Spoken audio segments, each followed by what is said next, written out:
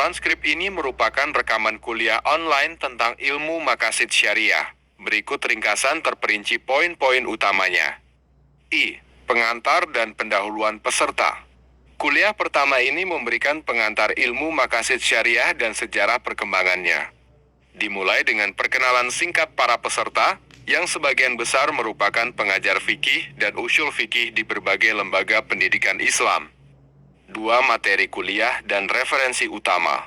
Referensi utama kuliah ini adalah Kitab Madhal ila Maqasidus Syariah karya Ahmad Araisuni, seorang profesor usul fikih dari Maroko.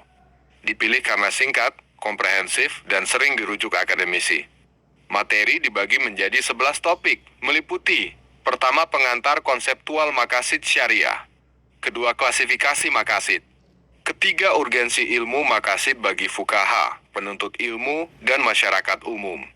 Keempat, pentingnya maqasid bagi umat Islam dan para dai. Kelima, maqasid dalam kaitannya dengan taklil dan ibadah ritual. Keenam, maqasid dalam ibadah. Ketujuh, sunnah Nabi dalam pendekatan taklil. Kedelapan, tujuan syariat secara umum. Kesembilan, pemeliharaan kemaslahatan primer. Kesepuluh, kemaslahatan sekunder dan tersier. Kesebelas, penyalahgunaan maqasid syariah oleh kaum liberal. Materi kuliah dilengkapi dengan referensi tambahan seperti karya-karya Araisuni lainnya, Alal Al-Fasi, dan Ibnu Ashur. 3. Sejarah perkembangan ilmu maqasid syariah. Masa Nabi, pemahaman maqasid sudah ada, meskipun belum terkodifikasi sebagai disiplin ilmu. Contohnya, penjelasan Rasulullah SAW tentang sebab-sebab hukum dalam Al-Quran dan hadis. Masa sahabat, maqasid mempengaruhi ijtihad dalam memecahkan masalah baru yang tidak ada di masa Nabi.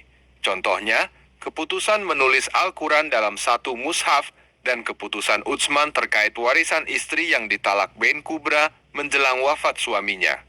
Masa mazhab, maqasid belum menjadi disiplin ilmu tersendiri, tetapi dipakai secara praktis dalam metode ijtihad. Masa setelah mazhab, muncul kitab-kitab yang membahas maqasid, dimulai dengan As-Syashi di abad keempat hari.